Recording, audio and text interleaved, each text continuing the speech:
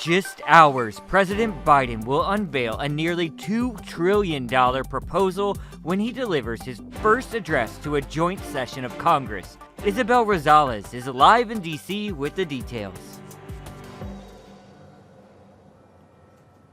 And before President Joe Biden speaks, he will meet with Capitol staff who witnessed the deadly riot on January 6th. That is just one of the cannot ignore topics he will address tonight. Others include what took up the majority of his first 100 days in office, and that is the ongoing pandemic. Another is the interaction between black men and women and police and the recent shooting of them. As he addresses a joint session of Congress, President Biden is expected to express empathy for the lives lost during the COVID pandemic, while also sharing a message of optimism for the future.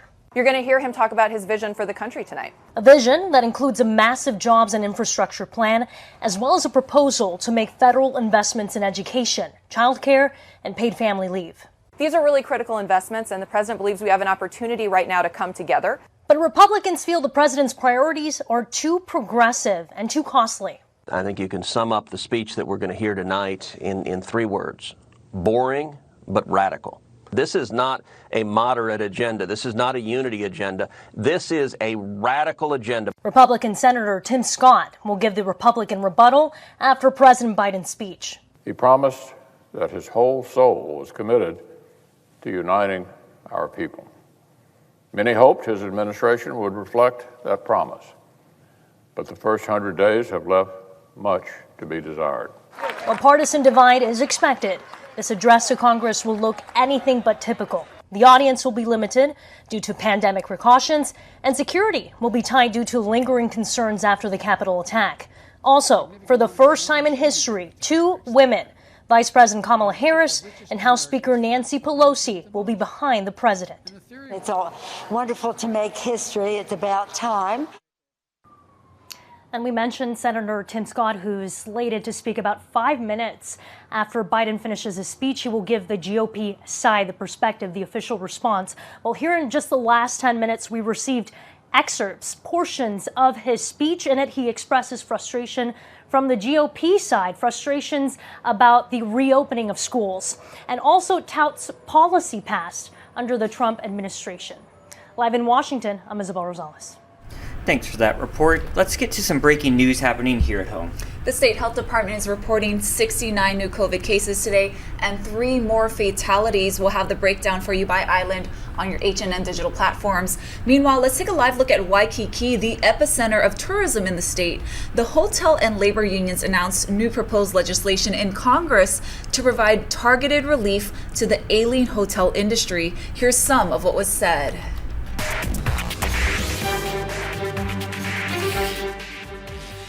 Here, 14 months without a lot of consumers staying in hotels makes it very difficult. The industry is, like I said, holding on by a thread. Many hotels have already closed. New York City, for example, has lost 200 hotels, closing their doors permanently. But with this type of assistance, we can begin bringing those workers back sooner rather than later and at a wage that they deserve. That was American Hotel and Lodging Association President and CEO Chip Rogers. The Save Hotel Jobs Act will provide critical support to hotels and workers during this crucial period. That's according to Chip's union. Key provisions include supporting hotel workers and allowing worker-friendly tax credits. You know, this is a unique moment for our industry with Unite Here and AHLA joining together on something that is critically important. And we are both organizations are committed to seeing this through and working together hand in hand to make sure we help these workers. I think that sends a loud, powerful message to members of Congress on both sides of the aisle that can't be ignored, that they see a union and an industry working together like never before to accomplish a really important goal. That should say a lot. In other pandemic news, the health department says a child died on Oahu after contracting COVID-19. Officials did not reveal his exact age, but we know he was under 11 years old. We're told he and his family were visiting Hawaii from the mainland, and he had an underlying medical condition.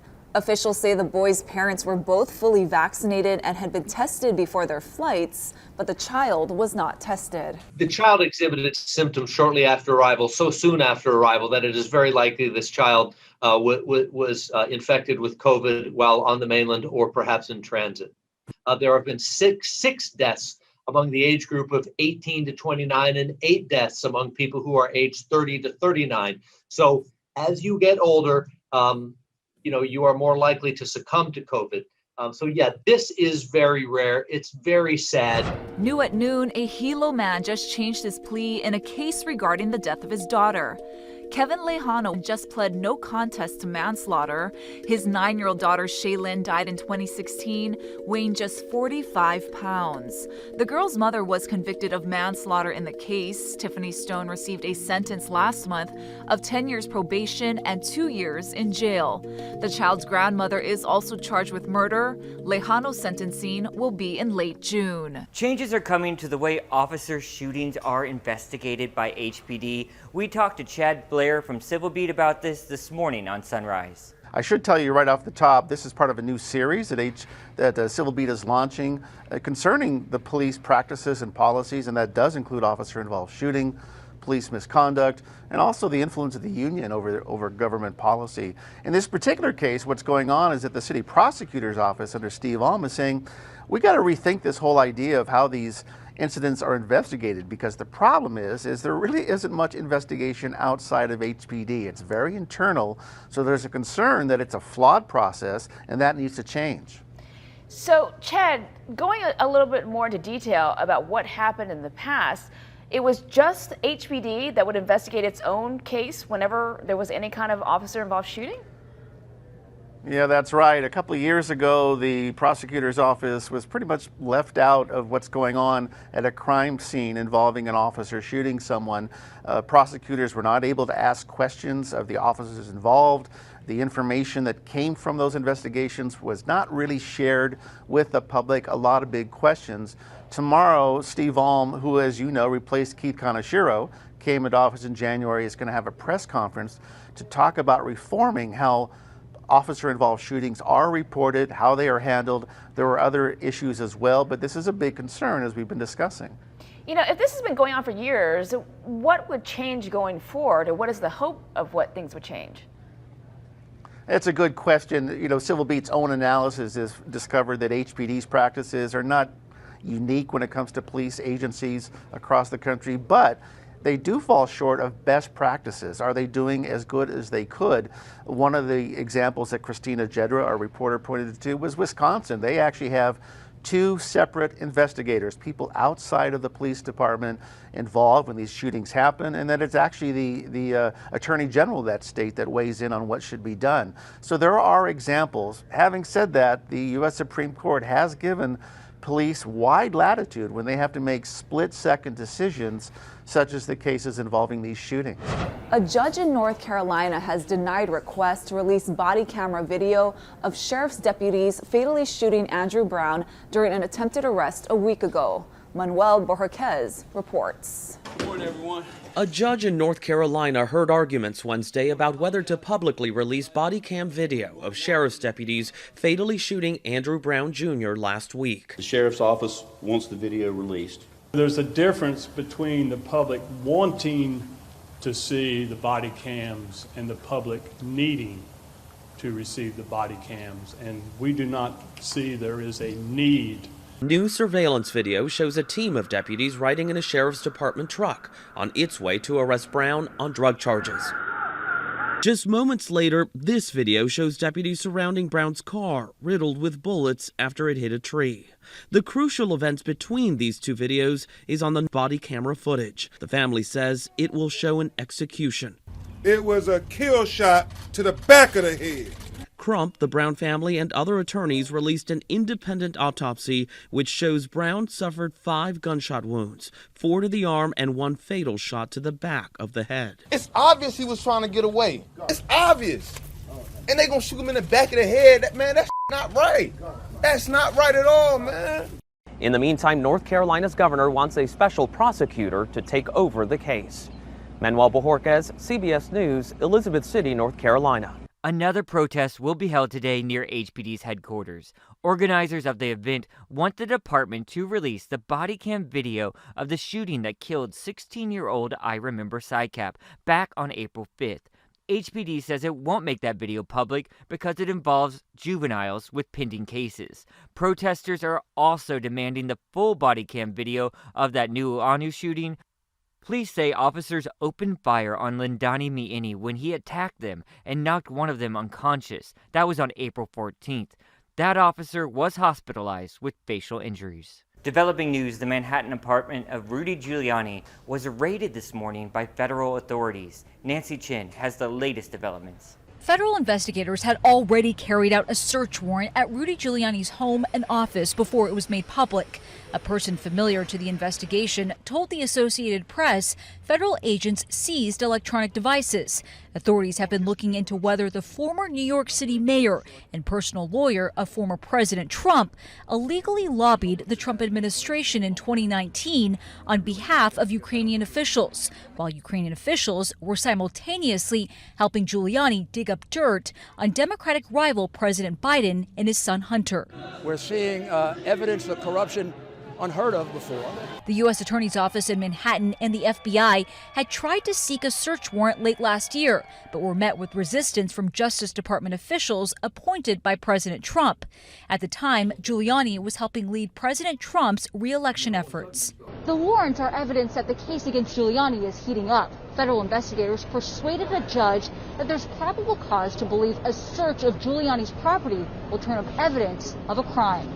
My guess is that the prosecutors were somewhat suspicious that there's something that he hasn't been turning over voluntarily, and that they tried to get it this way, in a surprise way, so that he was unable to manipulate and, turn over just the documents that he wanted to turn over. Giuliani's lawyer told the New York Times the searches were legal thuggery and unnecessary because his client had offered to answer questions from prosecutors, except those regarding his privileged communications with the former president.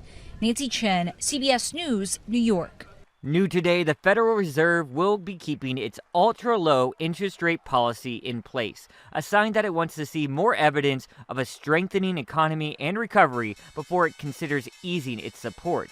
The Fed says the economy and job market have, quote, strengthened, and while inflation has risen, Fed policymakers say that increase is only a temporary factor. So the Fed left its benchmark short-term rate near zero to help keep loan rates down and to encourage borrowing and spending. What matters the most to the economic recovery continues to be controlling the virus. The economy can't fully recover until people are confident that it's safe to resume activities involving crowds of people.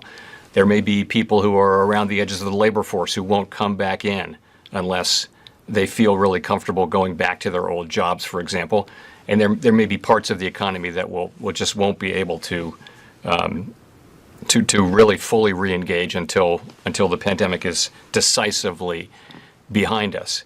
But we've articulated particular guidance for tapering our asset purchases and for lifting off and raising interest rates. So for asset purchases, we've said that we would continue at the current pace of asset purchases until we see substantial further progress toward our goals. So, and that is what it is: substantial further progress. For interest rates, as I said a moment ago, we want to see labor market conditions consistent with maximum employment. We want to see inflation at 2%, and we want to see it on track to exceed 2%. So those are our tests. We don't have an independent test to do with the virus. I will say, though, as I started with, the path of the virus is going to have an effect on our ability to achieve both of those tests. A bill that allows the counties to impose their own hotel tax while cutting the Hawaii Tourism Authority's budget is heading to Governor Ige. Lacey Denise has more on that and other developments from the ledge. House Bill 862 says individual counties can charge up to 3%. That could bump the current hotel room tax to more than 13%. The measure also shifts most of the revenue from the tax to the state rather than the counties. Critics say this could mean fewer tourists, or it will simply drive them to illegal vacation rentals. HTA's budget will be cut from $79 million to $60 million, and the convention center will get $5 million less in funding. It's unclear if the governor will sign the bill. A bill that would have limited the governor's emergency powers will not become law this legislative session. That's according to the Associated Press. House Bill 103 would have given lawmakers the authority to terminate and to review the governor's emergency orders. The measure was sent back to a conference committee yesterday. With only 1 day left in the current session, lawmakers won't have enough time to modify the bill and send it back to the House floor. For This Is Now, I'm Lacey Denise. All right, thank you, Lacey. I want to take you now to a developing situation that's unfolding right now in the nation's heartland. We have this live video feed coming in from our sister station in Oklahoma City. And for our podcast listeners, what we're looking at is a very, very dynamic, severe weather situation unfolding here. We're seeing some very low hanging clouds over this part of Oklahoma. From my understanding, meteorologists there are following a cold front in the northwest portion of the state, and it has the possibility of really producing some severe weather today, including high winds and hail. We've been watching this feed for a while now. Very eerie stuff. Again, sort of a grayish color to the misty color to the atmosphere there, and some really, really low-hanging clouds, and you never want to see that. I know they're right in the middle of their tornado season, and of course Oklahoma being right in the middle of Tornado Alley. We'll keep following that and bring you any developments as they come in. For now, let's go ahead and see what's happening with our weather. Here's our very own Guy Hockey. How's it on this Wednesday? There's a weak front that's kind of moving through the state. So there are a few clouds, just a few showers this morning. Now, with the light winds caused by that front moving across the state, we're going to have, afternoon clouds and a few afternoon showers. But look at how clear it is here on Oahu. But again, that's this morning. By the afternoon, because of these light winds, we'll get high humidity levels, and we'll get those clouds building up dark and thick over some parts of the state, especially leeward and interior spots. Again, we're not expecting a whole lot of rain, but there will be some spotty showers late in the day that might bring in some light to moderate rainfall totals. And again, with those variable winds, it's going to be hot and sticky. Also with those variable winds, conditions for the surf will be very nice in the morning, although it's very small this morning. By this afternoon, look for rising swells for northwest and south shores. In fact, as we head into the weekend, a significant swell is expected to the country. Friday, we could see some double-digit size waves, maybe even advisory level waves. So variable winds, hot and sticky today. Slowly, the trade winds come back on Thursday, and they'll be brisk and breezy over the weekend. And also, as that happens, as those winds step up, look for a few more windward and Mocha showers. Keep it here on Hawaii News Now. We'll have all your severe weather updates. And check this out, new at noon. The lava lake in Hale-Ma'uma'u crater is shrinking at the summit of Kilauea, but it remains active as seen in this view looking north. Active surface lava is limited to the western portion of the lake between the main island and the western fissure complex. The active lava surface area has decreased in size over the past week, but remains perched approximately 10 feet higher than the surrounding stagnant lava lake. This news comes as we learn more about new research from NASA that could go a long way in forecasting eruptions around the world. Mark Carpenter explains. Just a few months ago, Kilauea resumed its tenure as one of the world's most active volcanoes. Lava on the surface again after nearly 2 years. By nature, it's always difficult to pin down when the bubbling will begin. And they're very complex and systems that don't necessarily react in ways that are easily predicted. Things can change very rapidly when a volcano is going from being in some kind of unrest. We know it's doing something to when it leads to an eruption. But new research from NASA tracks activity on the ground from way up high. A team studied more than 16 years of data from its satellites to track thermal infrared measurements on select volcanoes around the world.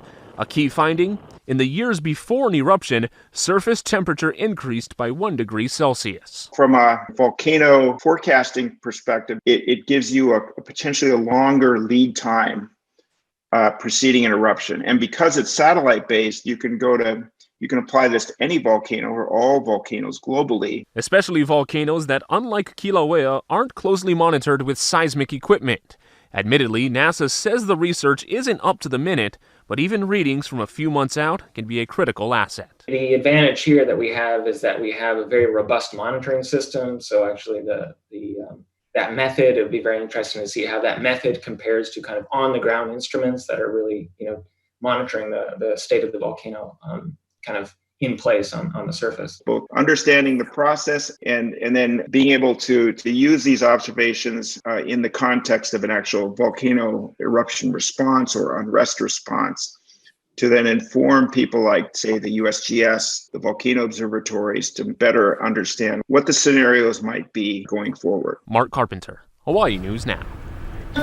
All right, let's see what the internet is talking about today, and I'm very excited about this story and very hungry. That's because for its first ever global ad campaign, Taco Bell is bringing in one of the biggest influencers in the world. Ashley, it's Not you. me. Oh, no, it's actually out of this world. Forget about endorsements from stars. Taco Bell is using the moon. That's right, the 4.4-billion-year-old sphere that's inspired countless songs and poems is now part of this food promotion. It starts May 4th. When this happens, the moon will be closely resembling a taco, like a little crescent there. Taco Bell is calling it the Taco Moon, and will be handing out more free tacos than ever before in any single day giveaway. On May 4th, that is, in the US, you can get a free crunchy taco, my favorite, between 8 and midnight, and on the app all day long. What a clever, cute idea. This story was made for you, Jonathan. Yes. And Taco Bell in space, his two favorite isn't my things. stomach not literally rumbling? Yeah, it really is. All afternoon it's been grumbling. Okay, so speaking of space and food, the International Space Station crew is getting fresh vegetables in space thanks to one of the astronauts' green thumb. Now, astronaut Michael Hopkins has been growing 2 different kinds of greens on the ISS, the Amara mustard plant and the extra dwarf bok choy. Now, with no birds or bees around, he had to pollinate the flowers with a paintbrush. Whoa. Now, the crops were grown for 64 days, the longest leafy greens have grown at the station, and this was part of 4 vegetable production system experiments. And I know you haven't seen Stowaway, but growing plants in space is a big part of that plot line. And Matt Damon's space movie, I can't remember the name of it, he also grew vegetables. The Martian. The Martian, right, yeah. Yes. Our space One more movies. Story, entertainment related, right? Yes, so Disney is having its grand reopening this weekend, and employees got to preview the park ahead of the big day. So Disneyland and California Adventure held soft openings for cast members and their families in Anaheim. The theme park has been closed since March of last year because of the pandemic, and to prepare for the reopening, Disney hired back thousands of its employees. Now, it's going to reopen on Friday at 25% capacity. Enhanced physical distancing will be in place, and masks are required for all guests. Very exciting, that reopening project happening there. I can't wait to check it out. Yeah, I've only been to Disney World, never to Disneyland. Okay, so we can't get enough of that cute little adorable monk seal at Kaimana's. So we wanted to check in with some of those folks that have been sort of monitoring it. And this woman is from the Hawaii Monk Seal Preservation Ohana. Every once in a while you'll get somebody to say, she came and ruined my vacation. Instead of saying, oh my God, this is a blessing. This is such a blessing to see such a endangered species give birth and raise her pup right in front of you. It doesn't happen often. This is a National Geographic moment. We saw some really amazing action all day long on our seal camera that we were bringing to you on our H&N digital platforms. Really adorable stuff. This has really become a popular area for those monk seals, breeding grounds. It's almost the exact same spot that Rocky gave birth back in 2017. And if you remember, the little pup went into the nanatorium back there for a moment and caused quite the scare for folks. So hopefully they're a little bit more calm this round. All right, this is Now. We'll be back tomorrow, guys. Bye-bye.